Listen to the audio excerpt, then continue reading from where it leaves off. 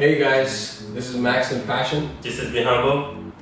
and today we're going to teach you guys how to improve your skills and get better for all the up and coming artists out there that's looking to get better at their craft and is looking for production.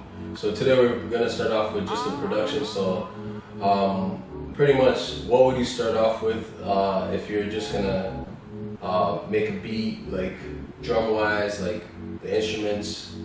If I want to make a beat for the instrument, first I will start with my drumstick and my pianos, because that's where I feel more comfortable. You start with something that you feel more comfortable on, so that when you start to write your lyrics, you're actually gonna relate it to it. And yeah, that's basically where I would start. What about you? Well, from my experience, I would start off with pretty much. It doesn't really matter. It just depends how I feel. But like, if I feel like starting off with drums, I'll start off with drums, or I'll start off with just melodies and stuff like that. But usually, I start off with the melody because like I feel like once I get the sound or the feel or the vibe that I'm looking for, then it's easier for me to just like start making the drums hit to pretty much the melody and all that. Yeah, and always when you start to make a beat, trying to get something that you related to it, meaning that something that you're more comfortable with it. Like, don't try to if you listen to rock and you're trying to make a rock music, don't go into a hip hop kit, because then it will be two different type of music. And I know that's common sense that people knows that, but I'm just trying to put it there so a lot of people don't do a mistake when they do that. And if you're trying to do like a melody and stuff like that, and I mean that if you're trying to do like solo music and everything, trying to be the type of person that listen more into like solo music, and that you have more advantage into be connected to your beats if you're the one who makes your own beats and everything. Yeah, I think all those things are important, but you just have to pretty much find what you're comfortable with. So it could be the drums. If you're more a drum person that you feel like, okay, I gotta start off with drums before my melody, but it just depends on that. So like, I feel like pretty much the first instrument I'll start off with, like I was saying, is let's say if I started off with the drums and I was making a beat, pretty much I'll start off with like a snare, and then pretty much I'll go from the snare to a bass, and then from a bass I'll just pretty much go down to like a tom. Yeah. What else? Hi-hats. Yeah. Like clash. Basically, bells. Yeah. Just all different sounds that build that melody, vibe, that melody. that whole thing, you know. So like, from your experience, like. From my experience, usually what I do, like I was saying to Maxim, like I love to use piano, because piano is more into like you're into more like Christian kind cushion, of cushion kind of thing, yeah. And bell. Like I love bell, I love ding dong, ding ding ding. I love that little noise in the background. I love that little bell noise, and I love the bass. The bass is more important for when I make my beats. Because that helps me into the background to make the doom doom doom, like those that small sound in the background, that bass, that feels very important for me. Like when I make a like, I feel the same way. Like the bass, you could have the worst melody, but if you have a good bass, yes, it just brings everything together. Yeah. So like, that's all I really want to say is like, you just have to like try your best to like create the best bass line that could just bring everything together, and your track will sound professional if you're able to pull that off. Because nowadays you can listen to so much different music and the melody might be decent, but it's just the drums and the bass that's really keeping everything alive. So like, that's how I see it. Yeah. And yeah. And don't forget too that the bass are very easy.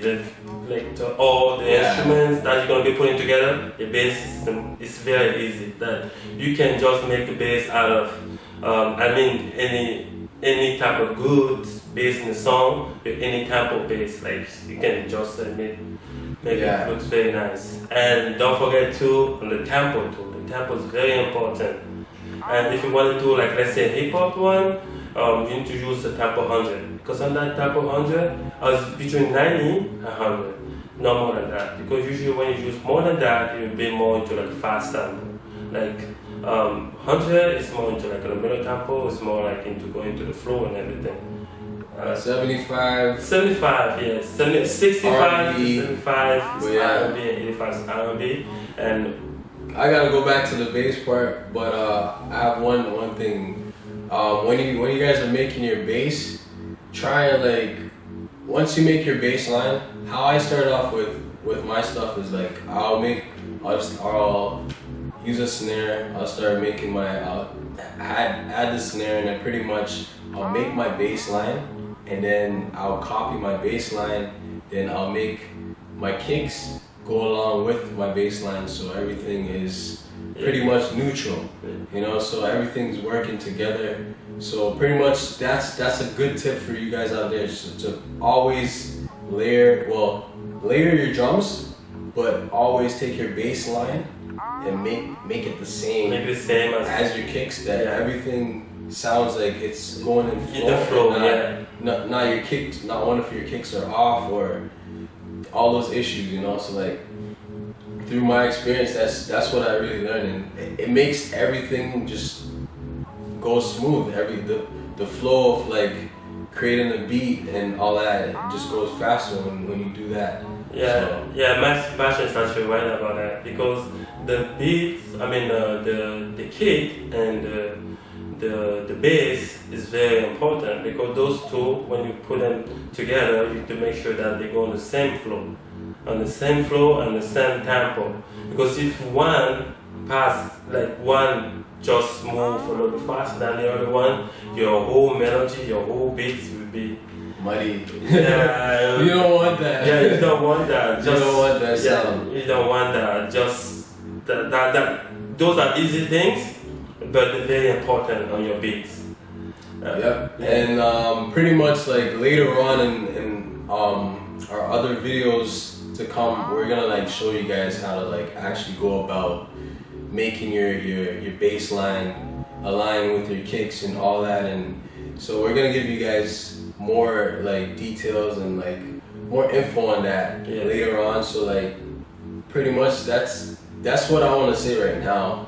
I don't know what else I could be going on, but I think you could keep going. I guess. Yeah, I think do you want to talk about that today or next time? Nah, I don't think we have to save that for the next video. Yeah, so I think already the information we gave all you guys out there is a lot to consume. So it's like I feel like you just have to take this right now, and then the next video you're gonna learn about a different part of the music. Yes. So you just have to learn one piece. That's how I feel like the best way to learn something is start off with just one part. Yeah. And then once you know what you're doing on that side, then you move on to the other side and try and learn other things.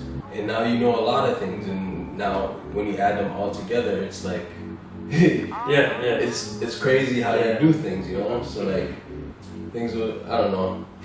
Yeah. And guys, thank you for watching this video. Please subscribe to our channel. Yeah, thank all you guys. Thank you guys, and please let the comment below. Let us know. Even let us know below in the comment section what topics you think are important to you and what you would like to know, that we could even like bring those ideas up, or any concepts that you guys want us to talk about. Yeah. Just put it in the comment below, and like the video if you like it, and subscribe to the channel.